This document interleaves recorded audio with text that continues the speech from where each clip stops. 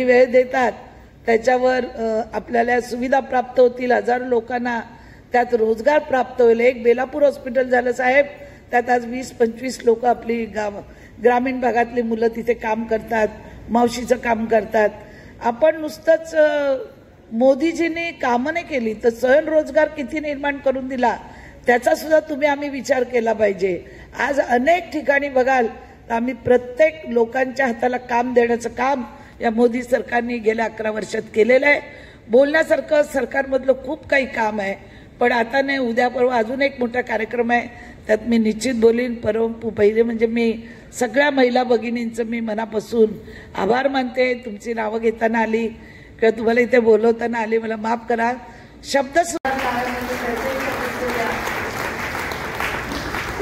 त्याचप्रमाणे आमचे काशीनाथ दादा पाटील माजी नगरसेवक, आमचे प्रमोद जोशीजी, ते संपूर्ण आपल्या संघाला वाहून घेतलेले, आणि त्याचप्रमाणे आमचे गायकवाड साहेब जे खजिनदार वर्षानुवर्ष आहेत, आता सध्या त्यांचा खजिना कोणाकडे मला माहिती नाही, ते आमचे गायकवाड साहेब। जनता पक्षाचा, भारतीय जनता पक्षाचा, मोदी जी आप आगे बढ़ो, मोदी जी आप आगे बढ़ो।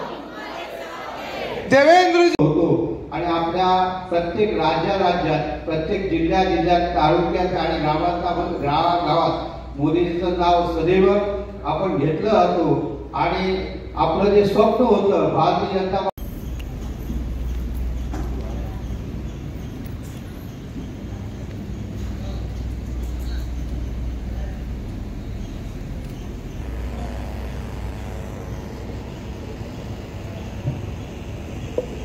ओम शांती।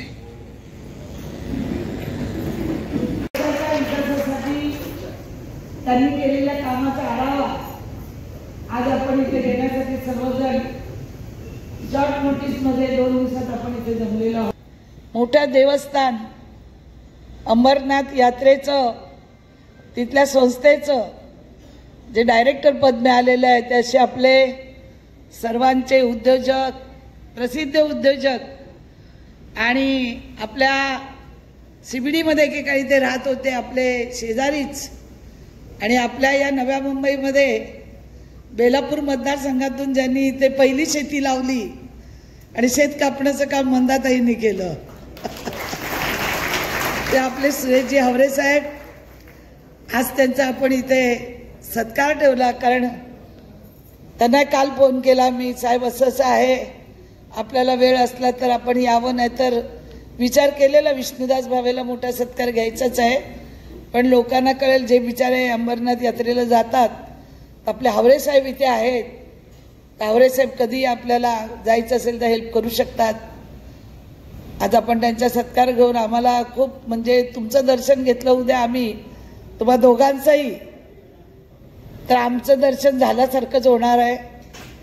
त्याचप्रमाणे महाराष्ट्र प्रदेशवरती आपले अनिल कौशिकजी उपमहापौर